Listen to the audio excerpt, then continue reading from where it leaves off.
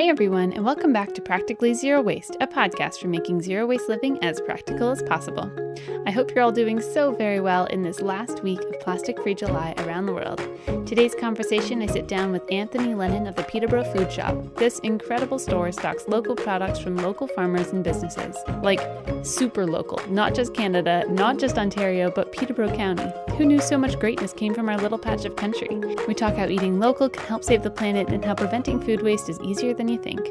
If you want to hear more from the Practically Zero Waste pod, you can help get the word out by leaving a rating or review on Apple Podcasts. You just scroll to the bottom of the app and hit as many stars as you like, or head to anchor.fm/practicallyzerowaste and hit the support button. Let's go.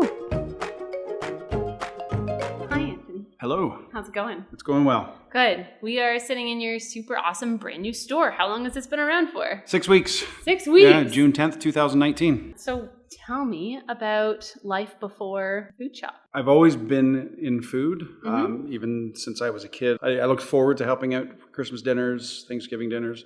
It was always my job to grind carrots and whatnot. Grind carrots? Yeah, like, you know, the meat grinders on attached to the countertop. Table, yeah. So my background is Finnish. Okay. And so there's a lot of casseroles in the Finnish culture. And one of them is a grated carrot with rice and milk. And so you slow cook the rice with the milk to make a porridge, and then you put the carrots in. Wow. So my job when we came over for Christmas dinner would be to grate those. Yeah. I'd often come over the day before to help my grandmother. That's awesome. And I would do all the little jobs that were safe for my little hands. Yeah. And then throughout, I was always responsible for making my own food as a kid and whatnot, like my lunches during summer holidays, even during school. Okay. So it's something I never found as a chore. And then as I got older, I became a chef, and even my first girlfriend that I lived with, she remembered that I always did all the cooking. Yeah. And that it was always good. And that for me, I don't even remember that. I just always did it. So I'm now 45. Cooking as a career is a little tougher, I find. Just it's tough on the body and long hours. Of standing and long hours. Just, you're hunched over a cutting board, which I love, and I could do it all day, every day. It's tiring on the body. And one drawback of being a chef is that you're standing over an open flame that is natural gas, and there's no exhaust system. Like, there's one above your head, but you're breathing in those fumes 12 hours a day. And does it make you a little loopy by the end of the day? Well, not by the end of the day, but I feel that by their 40s, I've met a lot of chefs in their 40s that are crazy. So I don't know if they started crazy, but, I find the ones that cook for a long, long time are all crazy. So, in a good way, but still. A little wacky. Yes. Makes the food taste better. Yeah. Cool. So you've been a chef and you were working in that profession for a little while. And then how did the food shop come about? In 2008, I was walking around downtown Peterborough, and I was complaining to my friend. We'd both gotten off work at 11:30 at night. But even before my shift, there was nowhere that I could buy anything that was local. Right. And I was trying to do a dinner for people, local food, just at my house. It was 12 people. And so it took me a while because I had to do it in between shifts. I had to call people, and I ended up buying some local, but then because it was sort of difficult, I just went what I could find that was a little bizarre and odd even. Yeah. So, I found some turtles to buy, and which some people might go, oh, what are you doing? But they were all like, they were farmed turtles for eating. For eating, yeah. It wasn't, save the turtles. Yeah. Oh, I'll save them. Yes, don't worry about it. So, and I was walking around, and we saw where Sam's Deli is on Hunter Street. That place had just come up.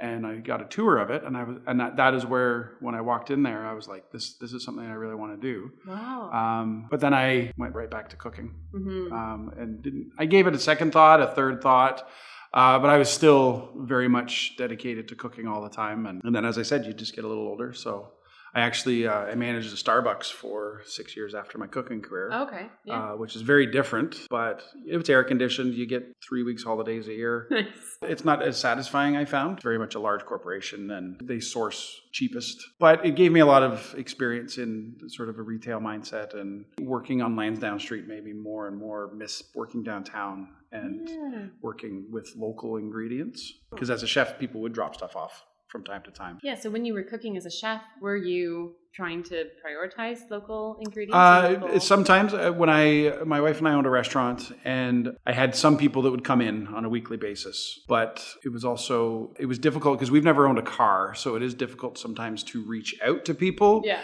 And not everybody always wants to deliver.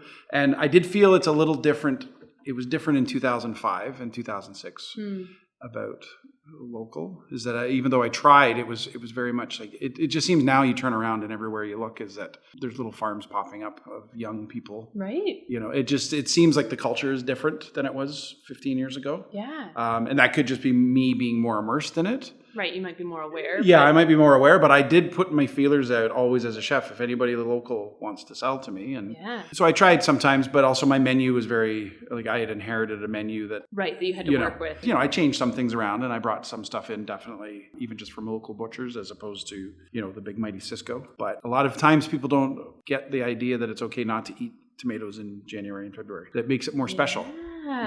That's true. But people want that stuff all the time, and the big companies want you to order from them all the time. Yeah.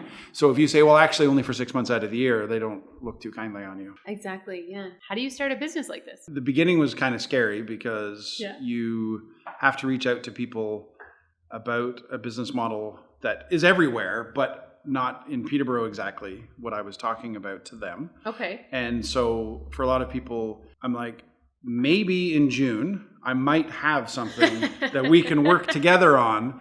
But I can't guarantee you that it could be even this year because I'm not sure how it's going. Wow, yeah. And so a lot of the feedback was, I got enough emails, no thank you, that's fine. And so that was a little discouraging because I was like, what if people even want to sign up? Right. So then you've all of a sudden have 10 people signed up. But then it's, well, I can't just work with 10 people because I won't have enough stuff. Yeah. So then you're waiting for all those other emails.